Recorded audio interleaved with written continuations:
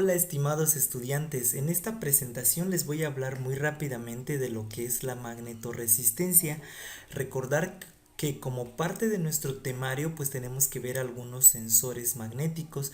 Ya habíamos hablado de algunos como el sensor de efecto Hall y ahora voy a hablarles precisamente de esta propiedad que es la magnetorresistencia. Después me voy a pasar con los sensores capacitivos. También durante esta presentación voy a hacer algunos cuestionamientos, algunas actividades para que ustedes puedan analizarlas y me puedan responder a través de un documento de texto que puede ser Word, por ejemplo. Y esta sería la primera actividad que vamos a tener en este periodo, así que vamos a comenzar.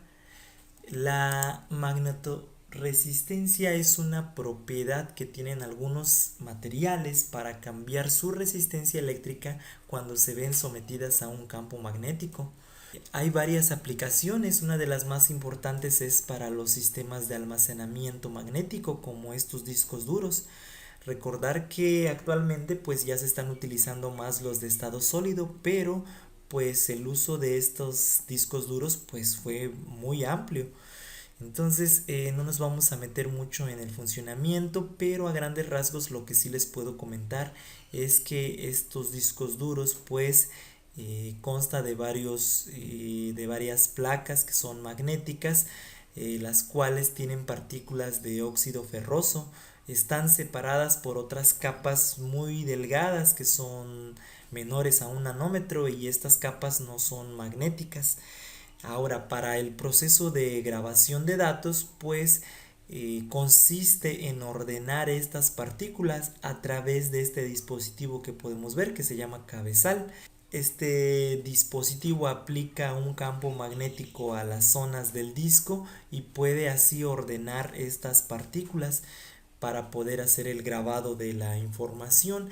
Y bueno, pues esto se interpreta como zonas de baja y alta resistencia que después pueden ser interpretadas como una información. ¿De acuerdo? Esto es por una parte. Por otra parte también están esta familia de sensores. Es solo un ejemplo. Esta familia de sensores son para medir la posición angular, es decir, qué tan inclinado está un objeto. Su principio de funcionamiento pues se basa en la magnetorresistencia, pues lo que hacen es estar sensando la orientación de un campo magnético.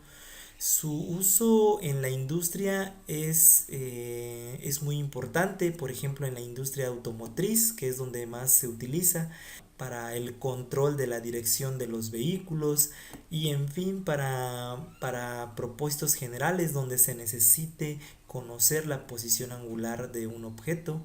Entonces aquí viene el primer cuestionamiento. Me gustaría que analizaran un poco este sensor y que comentaran cuál sería otra posible aplicación que le podríamos dar, cómo lo aplicaríamos y por qué.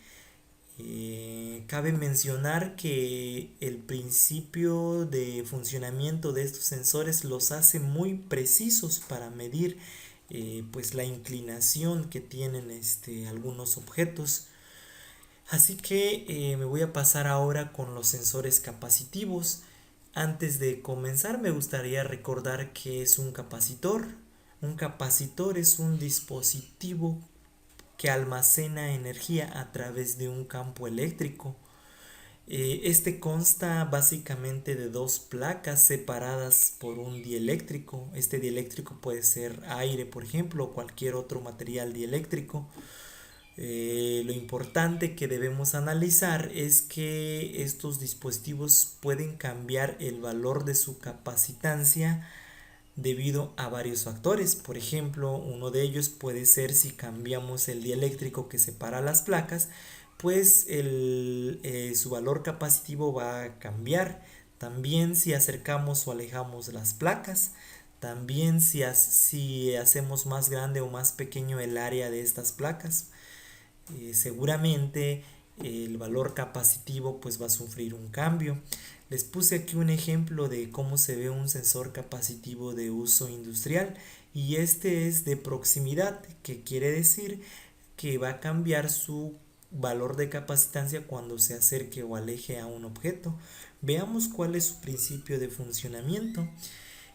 Como lo había comentado, pues cuando se aproxima a un conductor, que pueden ser los metales, por ejemplo, o a un no conductor, que pueden ser los plásticos, el vidrio, los líquidos, etcétera, pues van a sufrir un cambio en su capacitancia. Y suceden dos fenómenos. Para los metales aparece algo que se llama fenómeno de doble capacitor. Vamos a verlo más adelante. Y en los no conductores pues mejora la constante dieléctrica. Y como lo habíamos mencionado, si cambia el dieléctrico en un capacitor, pues va a cambiar pues su valor. ¿De acuerdo? Entonces, en esta otra imagen les muestro la teoría de operación de los sensores de proximidad que son capacitivos. Entonces aquí les puse un diagrama de cuáles son los elementos así a grandes rasgos de estos sensores. Aquí tenemos el objetivo que dijimos que puede ser un metal o puede ser un plástico. Después ya como tal en el sensor capacitivo pues vamos a tener una placa dieléctrica, un oscilador, un disparador y una salida. Y en la salida vamos a poder observar una señal como esta y dependiendo si hay un objetivo presente, es decir, si hay algo, si hay un elemento cerca del sensor capacitivo, pues vamos a tener una señal como esta y a diferencia de que si no lo hubiera, ¿verdad? Entonces aquí viene la segunda actividad que quiero que realicen. Quiero que investiguen algún diagrama de un sensor de proximidad que sea capacitivo y que identifiquen dónde se encuentran estos elementos y que además busquen cuál es la parte donde se lleva a cabo el proceso de acondicionamiento de la señal. Recordemos que ya hemos visto esta parte de acondicionamiento de la señal. Entonces quiero que investiguen un diagrama eléctrico de un sensor capacitivo de proximidad y que identifiquen dónde sucede esta parte del acondicionamiento de señal y por qué. ¿De acuerdo? Así que me voy a pasar a la siguiente diapositiva. Y ahora les muestro estos dos diagramas de qué sucede cuando el sensor se acerca a un material no conductivo, es decir, a un dieléctrico. Lo que se puede observar es que ese objeto mejora la constante dieléctrica, por lo que entonces vamos a tener un cambio en el valor capacitivo, la cual podremos interpretar más adelante.